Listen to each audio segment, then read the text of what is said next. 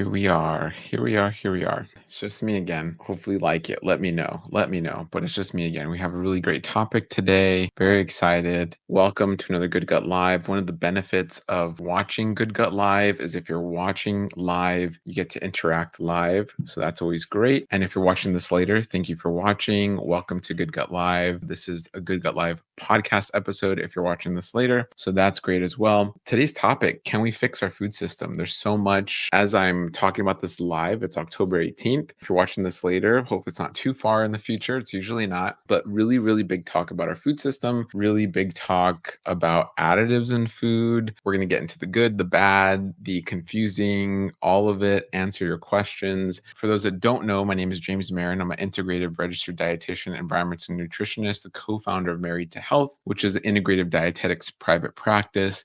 Why I'm here, why we even have our practice is because of the crazy food system. So quick story time. We're not going to get into like the entire food system. We'd be here for hours. I mean, there's great documentaries, there's great resources if you really want to dive deep. But this will just be an overview, and I just want to make a few points. We'll get into food babe, we'll get into additives, we'll get into like people saying kind of some negative things about it. And with us, we're not sexy, right? We don't do the fear mongering. We try not to do the crazy, headlines. Um, we don't really fight with people or argue with people. That's not us. Okay. What we like to do is just give the context and give our experience, our perspective that is rooted in evidence, that is rooted. I mean, we like to think we're a healthy balance of the spiritual, physical, chemical, all the different categories, right, of life, where, life isn't just about, the best nutrition. Life isn't just about finances. Life isn't just about being the best or knowing everything. Like, it's a healthy balance of all those things, and we try to be that balance. So that's where we try to come from. I speak for Dahlia, but definitely speaking for myself in this go around. Like I said, we will be answering your questions, so that'll be great. um, and if not, great, you're just gonna hear kind of what I have to say. But I want to get into the idea that, it's no, I don't think anyone is really arguing that our food system isn't broken, right? That we don't have problems. Clearly something is wrong. I think we can all agree to that. No matter if you're a doctor, a dietitian, if you're a policymaker, I would like to think, I mean, really there's clear evidence that something is wrong with our food system. And so our food system right now is highly industrialized, mechanized. It's run by large, depending how aware you are, much of the food we are producing is produced by large multinational corporations, right? They've bought up family farms, they've bought up smaller brands. Just recently, I think we commented on our last episode on this of Siete Foods. It's a great gluten-free brand. They use cassava, and they're just a different brand. I think we first heard about them, oh my gosh, it's been like 8 years ago, I want to say, something like that. And great brand. And they got bought for like 1.3 billion, I think 1.2 or 1 point, somewhere around there, 1.2, 1.4, somewhere in that area, billion, which is crazy. Like, to start, a brand from nothing, to start a food company from nothing and then get bought out. Wow. So that's what happens. I mean, just multiply that over the decades. It's larger brands buying smaller brands. Okay. And what I want to do is we'll go through this. I want to show some videos. And then at the end, yeah, just what can you take away from this? What are some action items? What's going on with our food system? And then what can you take away? But like I said, I don't think there's any doubt in anyone's mind. Our food system is not optimal. It's not, optimal to health. It's not optimal even to really just everyone getting the best quality possible. And again, for a lot of reasons. Watch any documentaries out there of Michael Pollan's work. There's just so many great resources out there to get deeper into our food system. Okay, so we know our food system has issues. Why is that? And I want to give our perspective, where it's really when you set the goal. And this is where it's important. When you're setting a goal, that will dictate everything else that follows. For example, when it comes to the food system, if the goal was the most food for the most profits for these companies, we're doing an A plus job.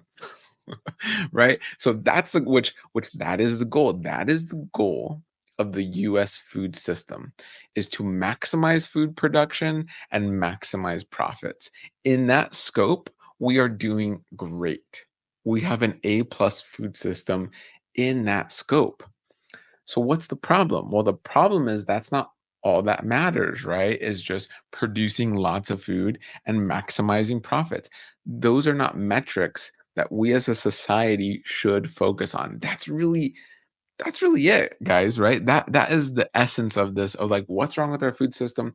Why is it that, well now there's no longer really dollar menus with inflation, but you know, generally you can get fast food cheaper. You can get a prepared meal of fast food cheaper than a prepared meal somewhere else, right? And it's like, why is that? Like, if we go to an Indian restaurant or we go to like True Food Kitchen that's organic and locally sourced and sustainably raised, a plate of food that's organic and has tons of veggies is going to be at least like 20 something dollars plus tax and tip and all that versus a plate of food at like Chick-fil-A, right? Yes, the restaurant higher quality food is going to be more expensive. Why is that? Well, because these are the goals of our food system. Our the food system goals is maximum output, maximum profits. So that's really, I think we can all agree that should not be the goal of our food system. And what we have to do is marry the idea that food system is not just a business. Our food is not just a commodity. Our food is not just an item that someone is using to make money. Our food is our health. Our food is our freedom. Our food is our well being. Our food provides for our future generations, including kids. So food is much bigger than just this. It's not like microchips, right? But I guess someone could argue microchips really help, but everything in society helps. And I am for capitalism overall. That's a whole nother discussion that we can get into. But to stay focused on this, food is much more than like microchips or gold or like, whatever other commodity, right? Food is way more special. It's way deeper. It's more density there. So really we have to change our goal with food, right? And so it's this idea I want to show. This clip came to mind. This clip came to mind. I want to show this really quickly. When I was thinking of this, because I'm like, yeah, it's so interesting, and you guys probably know. I want to switch this view though. There we go. Let's see. Ever done before. Yeah, but your scientists were so preoccupied with whether or not they could, they didn't stop to think if they should. That's it. Your scientists were so preoccupied with if they could, they didn't stop to think if they should. I want to play that again because it's one of my favorite. Wait, did I? Let's see. Preoccupied with whether or not they could, they didn't stop to think if they should. Yeah. So, man, that's a big Jurassic Park fan here. Shout out Jurassic Park. But if you guys remember that from the original Jurassic Park, where basically they're showing like, okay, we got the science to clone dinosaurs, and we're gonna make these dinosaurs, and we're gonna commoditize them, right? We're gonna sell them. We're gonna slap a sticker on them. Welcome to Jurassic Park. Pay me a ticket and make tons of money. It's kind of like, I mean, it's great. We had noble goals, right? Let's industrialize food and make food cheaper and feed people. And I think what do they say? The road to hell is paved with good intentions, right? We had all these great intentions, and I think that's wonderful. And so, but did we stop to kind of think and like catch our breath and go, wait a minute, are these the goals? Maximize output and maximize profits, or is there more to that, right? And I think that's what we all have to stop and think about and really reflect on.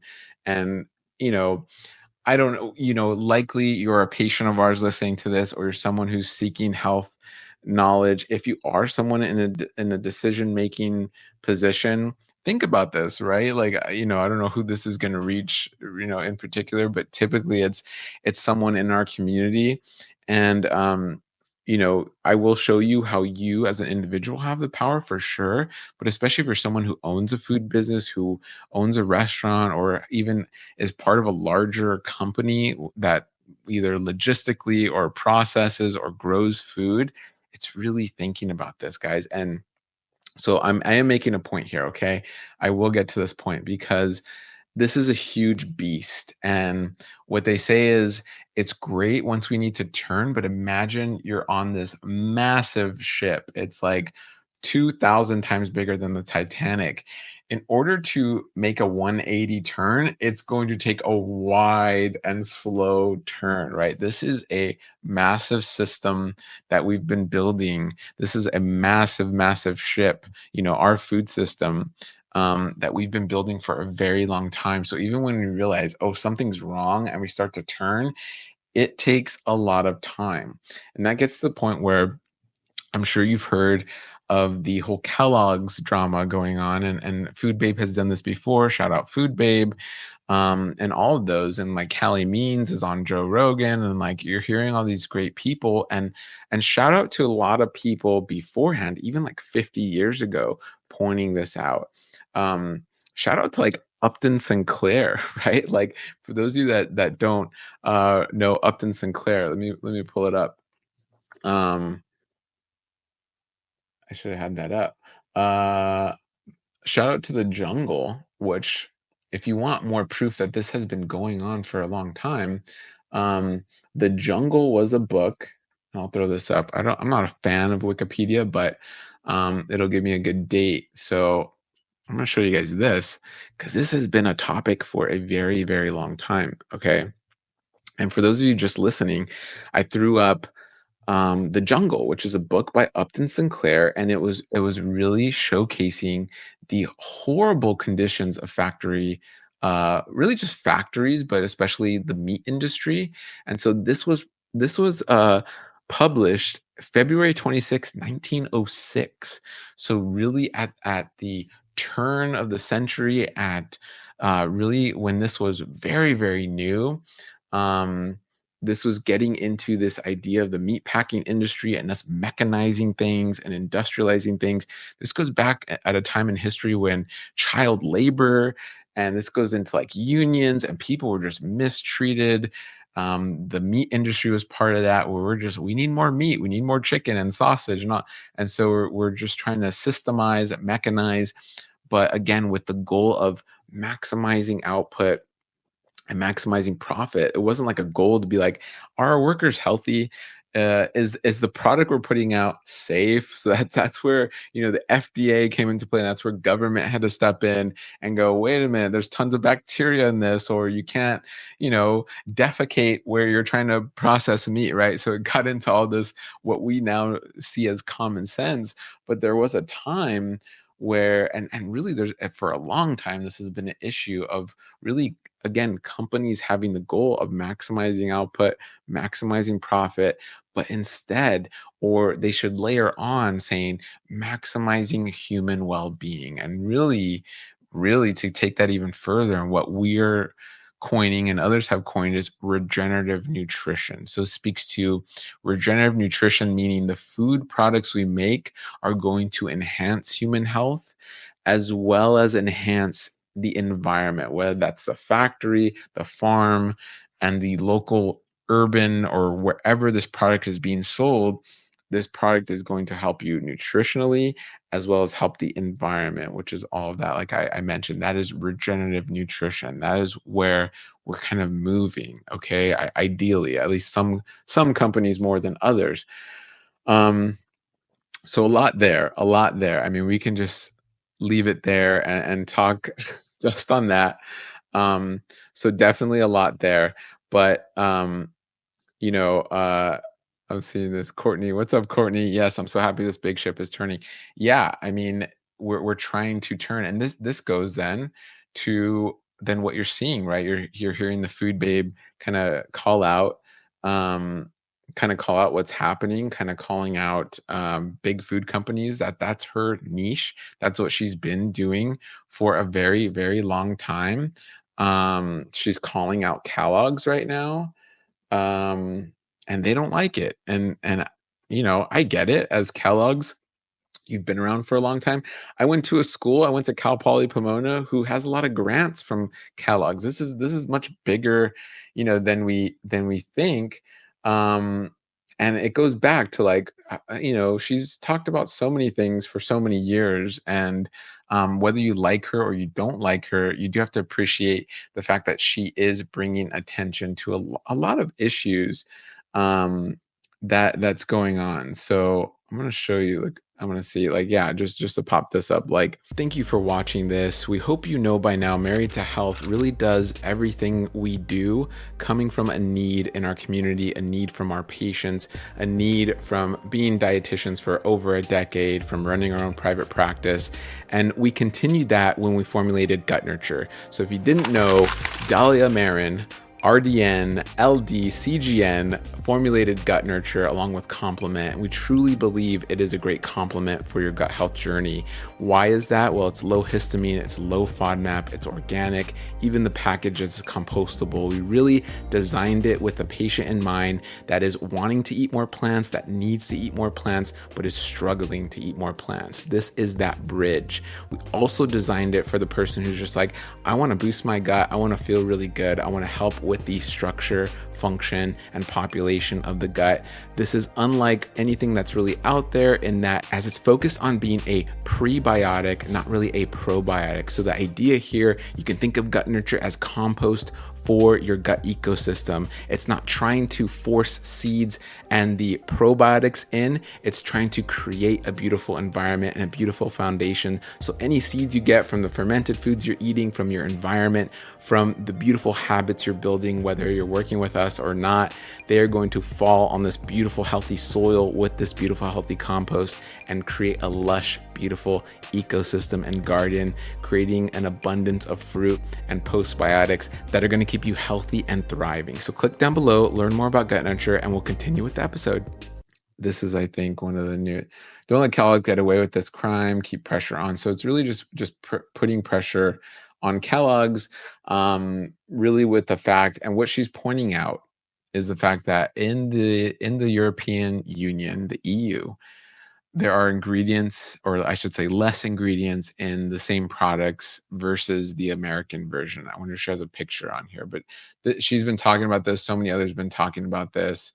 There's tons of pictures going around, but it's this idea that, hey, the food should be the same, minimize ingredients, minimize food additives, minimize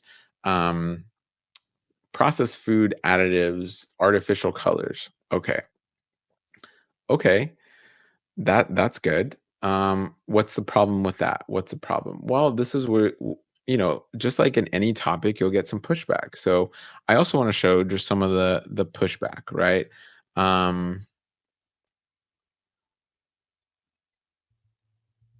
You're all falling for this. This is priceless. I'm here for all Americans who don't know the truth about our food industry. This is a monumental moment.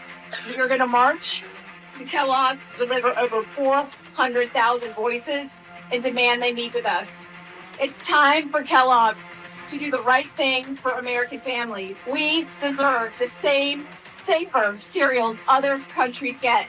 I'm school. Are you guys forgetting who this is? Food Babe, the person who made a name for herself by demonizing almost every single ultra-processed food in existence. Just 6 weeks ago, she made a video blending Fruit Loops to make a point to say not to eat it. No mention of food colors, no mention of how to make it healthier, just straight up saying don't consume it. Just look at her posts, always saying don't consume things with vegetable oils, sugar, natural flavors, vegetable oils. But that's funny because Fruit Loops contain sugar, vegetable oils, and natural flavors, all things she tells you to avoid. So why is she advocating for changing the food dyes in a cereal to make America healthy again, when the entire product is full of things she tells you to avoid? Surely if she actually cared, she would just tell you to stop eating ultra-processed foods. She would advocate for making minimally processed whole foods more accessible and affordable. But no, she wants to scare you all into thinking the food dyes are the problem, that you can buy cleaner, safer foods that happen to be her supplement line. Like she did in this same video where she promoted her protein powder instead of Fruit Loops. She contradicts herself at every turn and you're lapping it up. I can't believe you're...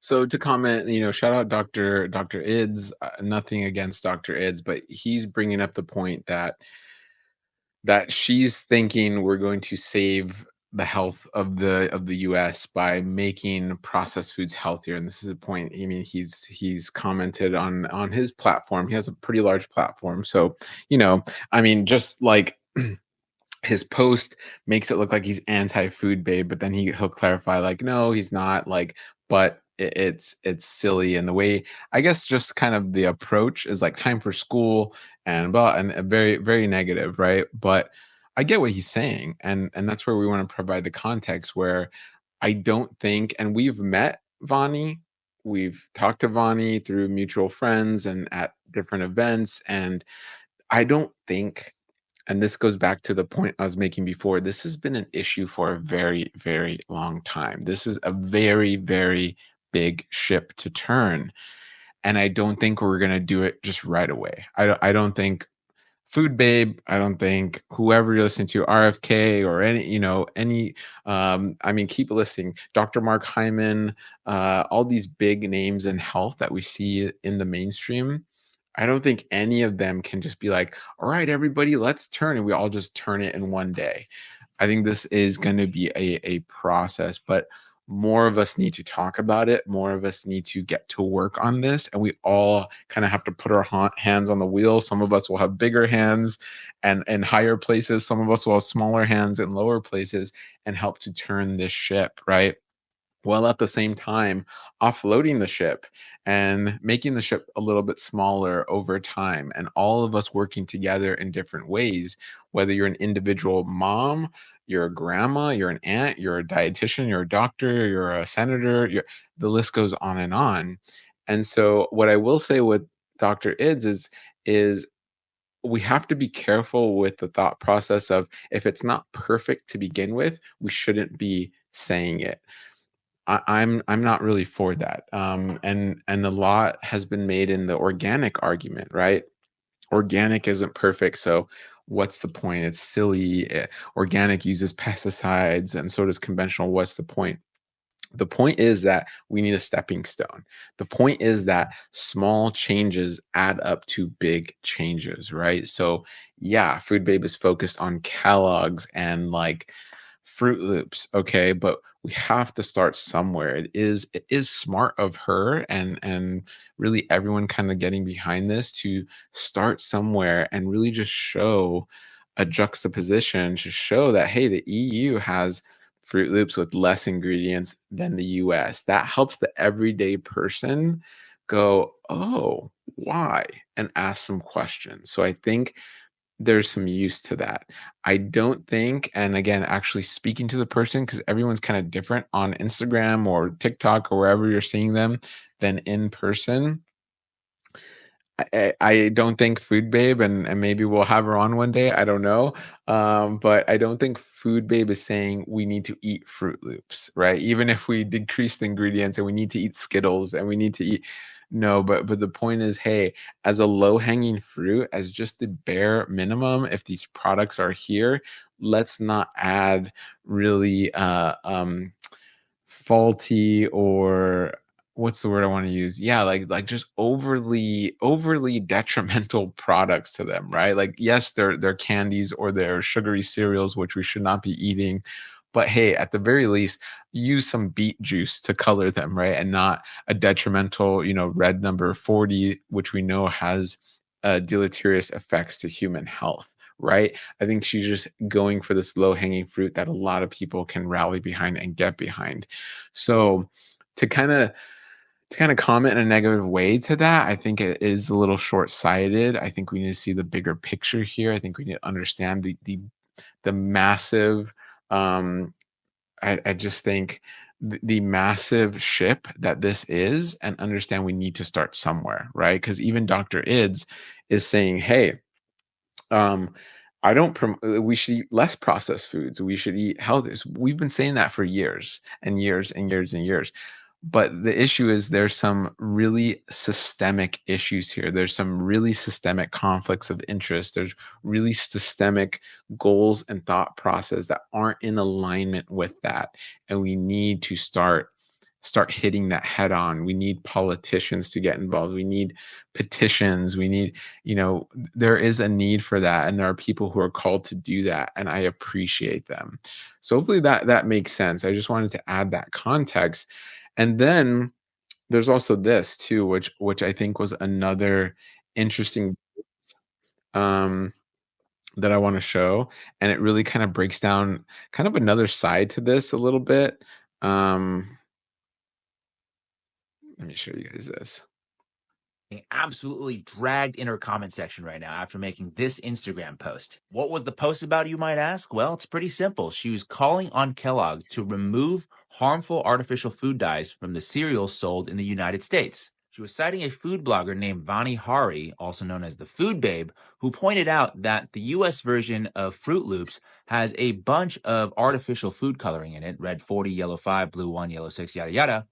Whereas the Canadian version doesn't have those artificial food dyes in it. They use other things to color the Fruit Loops, such as you can see here, concentrated carrot juice, watermelon juice, blueberry juice. So much more, I would say, natural food coloring ingredients. Perfectly reasonable, I think, to question why Kellogg's is selling the most toxic version of the same product in America, but not in other countries. But this triggered quite the backlash in our comment section with a bunch of people, namely nutritionists and PhDs and quote unquote experts, saying that the Food Babe is not a legitimate source, that she's spreading tons of misinformation. So I looked into this a little bit, and there's something you should know about these experts. For example, Dr. Andrea Love. She says, "Hi, Ava Mendez. These ingredients aren't banned whatsoever, and they have been deemed safe across the entire planet.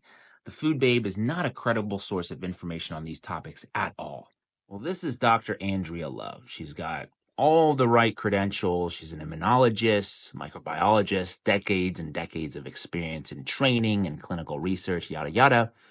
But she's also, if you could see here, a columnist for a nonprofit called the Genetic Literacy Project. If you do a little bit of digging, the Genetic Literacy Project has been outed as a PR front for Monsanto, Bayer, and the chemical industry. This is their IRS Form 990, where they have to disclose where they get all their money from. You can see here at the top of the list, number one, biggest contributor, $100,000, Bayer. A little bit of conflict of interest there, eh? Well, let's talk about this lady, Danielle Shine. She is a registered dietitian.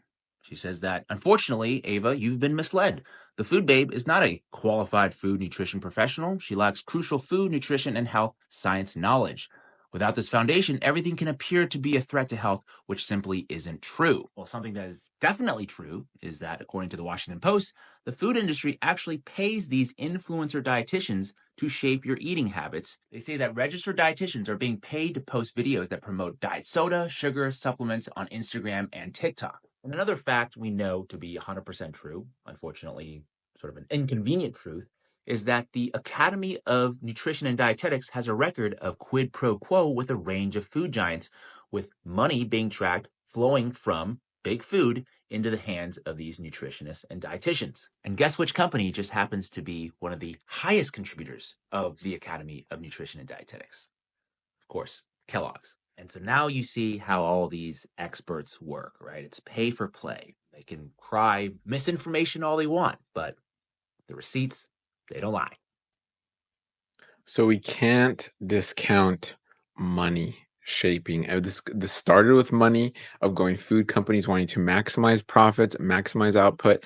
It ends with money of, look, we have to be real, of even other fellow registered dietitians taking money. We work with food companies not because we want to promote an agenda, but because we see them as allies and partners. And I have to also assume that too, where there are dietitians or doctors or PhDs who agree with the Genetic Literacy Project, who agree with Kellogg's and want to support them. Okay. But at the same time, as health professionals, you have to look at the research in an unbiased way. And understand the effects of these hyper processed foods. It's not like when we partner with, I don't know, a breath testing company and going, this breath testing is amazing. It's helping lots of our patients. There's lots of great research and going like that's pretty objective, right? It's not really subjective in any way. Then you kind of go to, well, the objective research is showing a lot of these artificial dyes, a lot of these hyper processed, hyper palatable foods are deleterious to health. And then going, well, I'm still going to then support them and partner with them, especially when we have this chronic disease tidal wave hitting us. And most definitely hyper processed foods are part of that tidal wave, right? So it's understanding, okay, what's my responsibility as a health professional in this context, right? In this fight, in this or not even a fight, but in this rebalance, in going, a lot of these diseases that our friends and family are dealing with are lifestyle related diseases. Part of that lifestyle is what you're eating. Part of that lifestyle is being, whether it's through marketing, whether it's through politicians, whether it's through influencers, is being funded to be manipulated to want sugary, salty, fatty foods. And I was one of those kids, guys, and maybe a lot of you can relate. Going to the grocery store, I remember when they made the first like kids focused TV dinner. And I remember being probably a little bit younger than my daughter, who's 9, and begging my mom for that. Like, please get me that. And I saw commercials on the cartoons are popping out of the TV and into your food. And when you're a kid, your brain can't differentiate reality from fiction. And part of my brain is going, that's going to happen when I eat that food. And even the disappointment where I was not the healthiest kid, but once my mom microwaved that plastic tray and I saw the food, it looked so unappetizing. Like I was like, oh my gosh, I think I still ate it. But it was definitely like, oh, what am I eating? Right. And so again, companies know this. This is a fact. Where companies know the power and influence of kids. There's many other countries that have even banned marketing to children, Mexico being one of them. And so it's understanding this. We have this responsibility. We can't just willy-nilly accept money and say things that really aren't true and really discredit others. Where this guy I found on TikTok, he popped up on our TikTok. I don't know this guy's credentials, but it's the facts are there. Anyone can put these facts together and share the facts and go, and me as a health professional for over a decade can go, those are facts. And I don't care if it's this guy saying it or the president or a senator, they are the facts and I'm going to share them and proofread them and we can talk about it, right? And so this goes back to then understanding that we're all working together. This shouldn't be a food babes bad, these other experts are good, moms don't listen to moms, don't only listen to scientists. We can't do that, right? We all have this thing called the internet. We all have, many of us have logical, at least brains, to really take action. And this goes back to then what can you do? And ideally, on an ideal level, you are just opting out. We've talked about this before, of opting out of these food systems, opting out, or let me back up, opting out of these short-sighted food systems, opting out of the short-sighted medical systems, opting out, going even further, short-sighted financial systems. Because I bring that up because the number one cause of bankruptcy is medical debt. And so if you think finances aren't connected to this, it most definitely is. And so it is kind of opting out of these things. But going back to Married to Health, Good Gut Live, me being an integrative registered dietitian, ideally, yes, you're not buying Fruit Loops, right? You're not buying Pop Tarts. You're not buying these mainstream, large multinational corporate foods that really aren't going to do well for you, that really aren't going to be that regenerative nutrition. And at the same time, you're opting out, you're helping your health, and you're not giving money to these companies to then lobby our politicians or hire more influencers. And really what they do is they they give money to front groups and super PACs, and then they give the money out. So it doesn't look like it's directly from these large multinational corporations, but we know it's happening. We've passed laws to make, you know, pretty much unlimited political funding happen from large companies. It's called Citizens United. It's one of the worst pieces of legislation we've ever passed, and it had ripple effects in every industry, including the food industry, including the ag industry. So this is part of the big ship that we need to turn around. And I don't think, getting into my opinion, but based on a lot of research, a lot of evidence, I don't think calling out food companies and saying, "Hey, use better ingredients," is not a horrible start.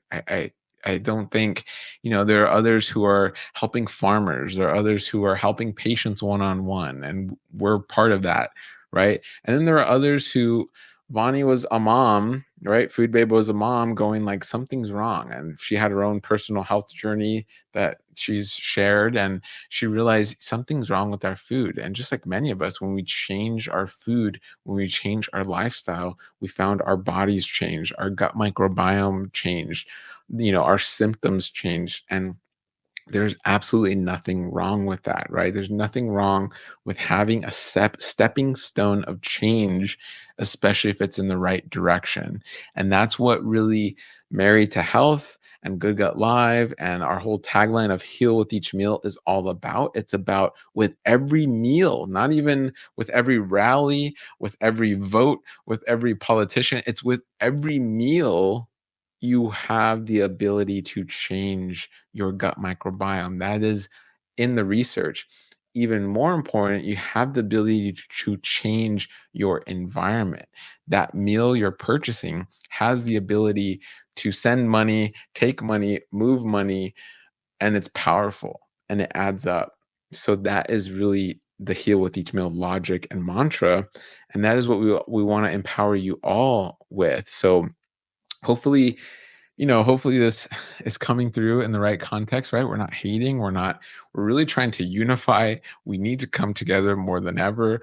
It's great we're talking about this and others are talking about this. I think it's wonderful. We need to continue to talk about this. We need full transparency from large companies, from our government. Like, when it comes to our health, you need to know what's in your food. You need to know where your food's coming from. We have the technology to do this. We have the power to do this. And if companies don't want to do this, there are other companies that are doing this. So it's opting out. It's going, hey, if Quaker Oats doesn't want to know where they're sourcing and test third party for pesticides, Zigo Foods is an oat company that will do that. And they even created their own app. Shout out Zigo Foods, to show you, hey, this is the glyphosate, this is the pesticides, this is where we're sourcing, this is how we're processing, and that full transparency. That is beautiful. That should be the default. And so that is what I think everyone's pushing for. I think Dr. Ids and Food Babe and so many would be like, yes, we want more of that, right? And definitely us. Thank you so much for watching this video. We know you're probably getting quite a bit from it. It can be a lot of information, it can be overwhelming, and we totally get that.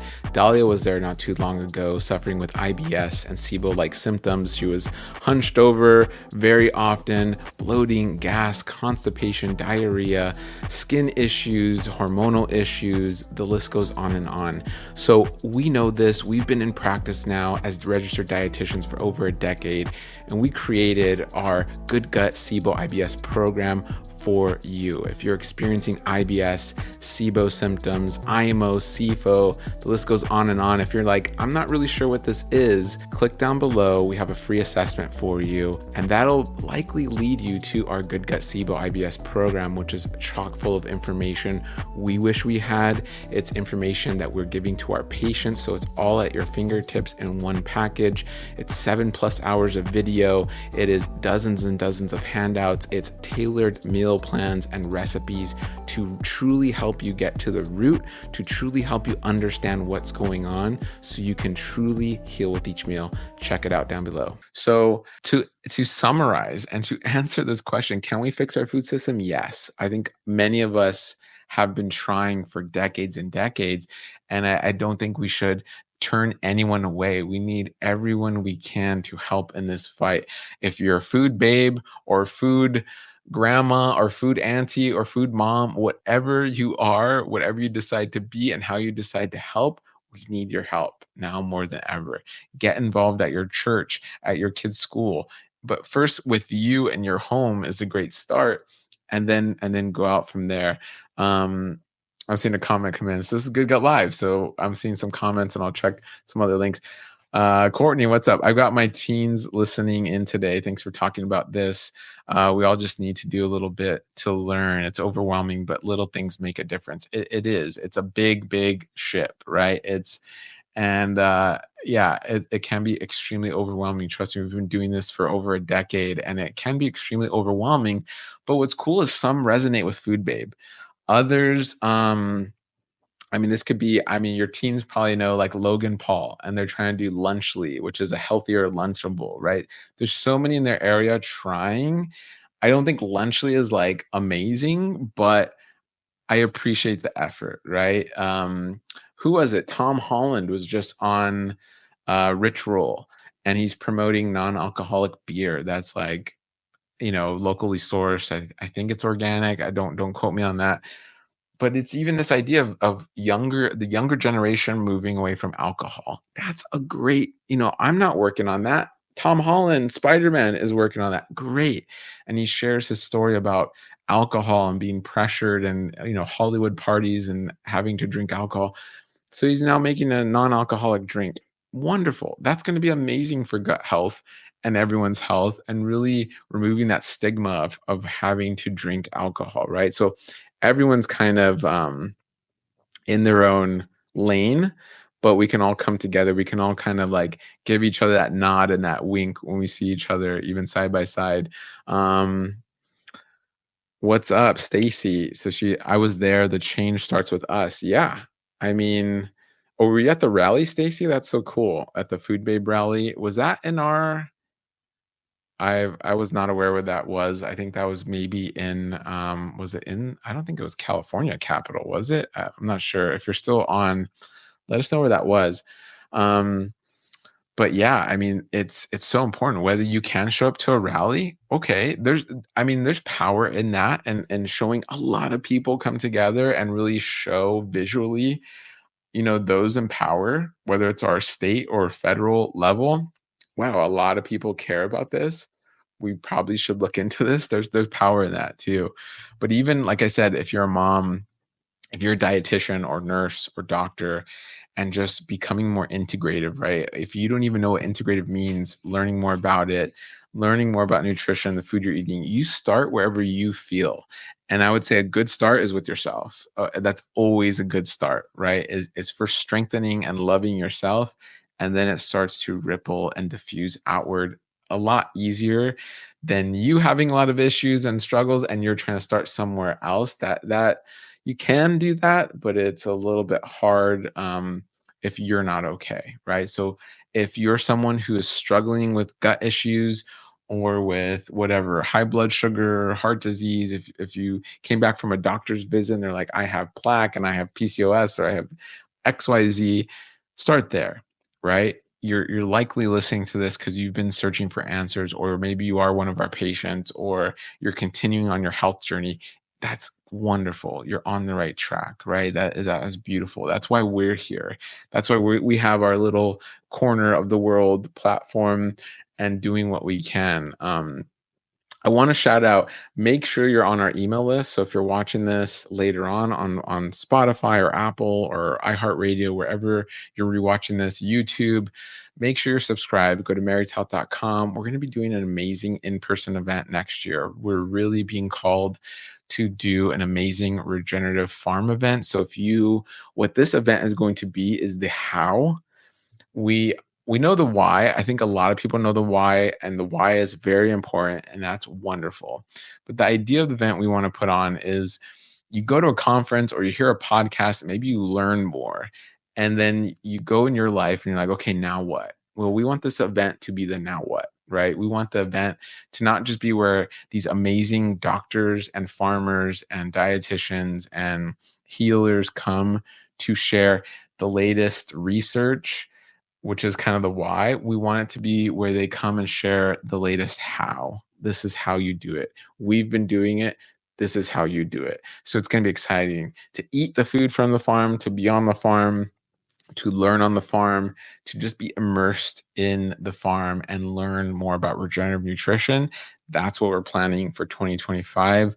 So make sure you can click down below, go to marythealth.com, just click contact us, or way at the bottom, it'll say newsletter, or throughout our website, it'll say get on our newsletter. Just get on our newsletter if you're already not, so you could be the first to know.